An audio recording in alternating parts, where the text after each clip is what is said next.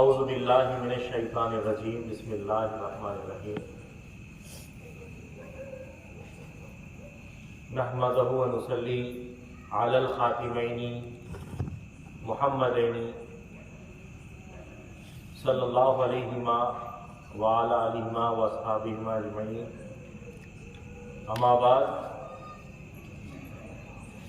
فقط خالہ میرا مہدی الموعود علیہ السلام طلب دنی کفر است، وہ طالب دنیا کافر است، طالب خدا مومن است، خدا کو دیکھنا ممکن است۔ صدق اللہ العظیم و صدق رسولہ النبی الکریم و صدق المہدی الموعود علیہ الصلوۃ والتسلیم۔ ساری تعریف اللہ تعالیٰ کے لیے سزاوار ہے جو رب العالمین ہے۔ درود و سلام ہو خاتمین محمدین کریمین علیہ الصلوۃ والسلام پر اور آپ دو کی تمام ضروریات پر۔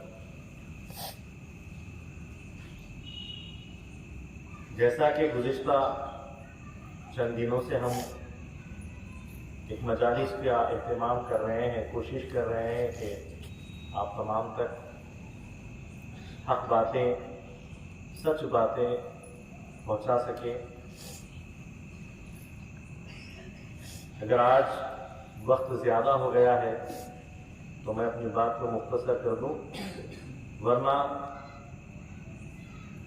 نیند کے عالم میں، تھکاوٹ کے وقت میں، جب دل اور دماغ یہ نہیں چاہتا ہے کہ ہم اور زیادہ سنیں، تو پھر اس بات کو نہیں کرنا بہتر ہوتا ہے، کیونکہ یہ بزرگوں کی باتیں، اللہ اس کے رسول کی باتیں، قرآن کی باتیں، وہ خوشی سے سننا چاہیے، دل میں ایک مزہ رکھ کر سننا چاہیے، ایک شوق سے سننا چاہیے، خدا کے خوف سے سننا چاہیے۔ بے مزہ ہو کر مجلس میں بیٹھنا، زبردستی بیان کو سنتے جانا، یہ بھی جائز نہیں ہے۔ شوق ہے تو سنیے، آپ اجازت دیں تو میں آگے کہتا ہوں۔ اجازت ہے؟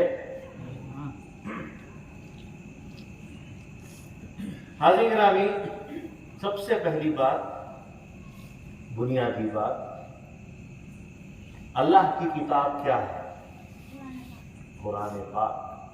اللہ کی کتاب کو دنیا کے سارے لوگ جانتے ہیں کہ وہ قرآن پاک ہے، قرآن مجید ہے۔ رسول اللہ صلی اللہ علیہ وسلم کی کتاب کیا ہے؟ سوال ہے، حدیث۔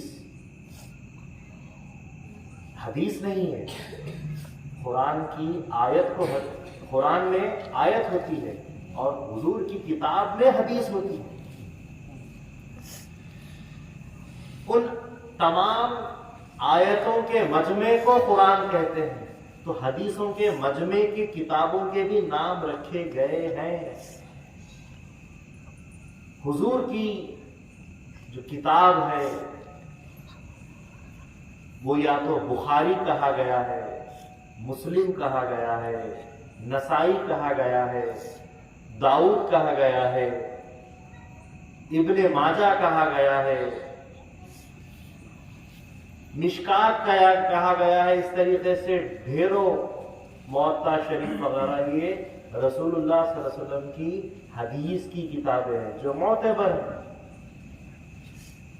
ہر مسئلہ قرآن میں نہیں ملتا۔ قرآن میں نماز کا ذکر ہے، نماز کس طریقے سے کھڑے ہو کر پڑھنا چاہیے، ہاتھ کہاں باندھنا چاہیے، رکوع کس طریقے سے کرنا چاہیے، سجدہ کیسا ہونا چاہیے، آدمی کی نماز کیسی ہونی چاہیے، عورت کی نماز کیسی ہونی چاہیے۔ یہ ایسی بہت ساری چیزیں ہیں جو آپ کو سیکھنے کو ملتی ہے۔ تو کہاں ملتی ہے؟ حضور کی کتابوں میں جو حدیث کہلاتی، احادیث کی کتب ہوتی۔ تو قرآن اللہ کا کلام ہے، اور فرامین رسول، احادیث رسول، یہ تمام بخاری، مسلم، نسائی، ابن ماجہ وغیرہ وغیرہ، یہ ساری کتابیں ہیں۔ اسی طریقے سے ہم جو چند دنوں سے مہدی موعود علیہ السلام کے فرامین سنا رہے ہیں، نقلیات مبارک سنا رہے ہیں، ان کی بھی کتابیں ہیں۔ ایک کتاب ہے شواہد الولایت، یہ مہدی موعود علیہ السلام کی احادیث کی کتاب ہے جس کو نقلیات کی کتاب کہتے ہیں۔ ایک ہے نقلیات میاں عبد الرشید، ایک ہے نقلیات میاں سید عالم، ایک ہے انصاف نامہ، ایک ہے حاشیہ انصاف نامہ، اور بھی دیگر مہدی موعود علیہ السلام کے نقلیات کی کتابیں ہیں جن سے ہم مہدی موعود علیہ السلام کے فرامین کے ثبوت پیش کیا کرتے ہیں کہ ہمارے مہدی موعود علیہ السلام نے فلاں کتاب میں یہ چیز ملتی ہے، یہ فرمایا ہے۔ جیسا کہ دیگر غیر مہدوی حضرات یا ہم مہدوی حضرات بھی کبھی حدیث سے مدد لینی ہوتی ہے تو کتاب حدیث کی لے کر اور اس میں جو سو حوالہ دے کر کے بخاری میں فلاں جو سو حدیث بیان کی گئی، تو نقلیات میں حاشیہ انصاف نامہ میں مہدی موعود علیہ السلام کی فلاں نقل بیان کی گئی ہے، یہ مہدوی دلائل دے سکتے ہیں۔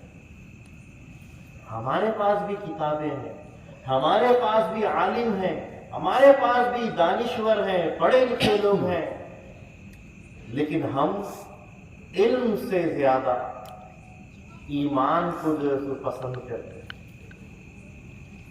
علم کو اپنے پیش نہیں کرتے، علم کا دعویٰ نہیں کرتے، ایمان کا دعویٰ کرتے، عقیدے کا دعویٰ پیش کرتے، کیونکہ علم صرف اور صرف ظاہری روشنی دیتا ہے لیکن ایمان اندر کی بھی روشنی دے دیتا ہے۔ آئیے بات سمجھ میں۔ دوسری چیز، جو دکھتا ہے وہ دکھتا ہے، جو چیز نظر آتی ہے انسان اسی کو لینے کے لیے آگے بڑھتا ہے۔ میں سمجھتا ہوں یہاں کوئی ایسا آدمی نہیں ہوگا جس کے گھر میں ٹی وی نہیں ہے، صحیح بات ہے؟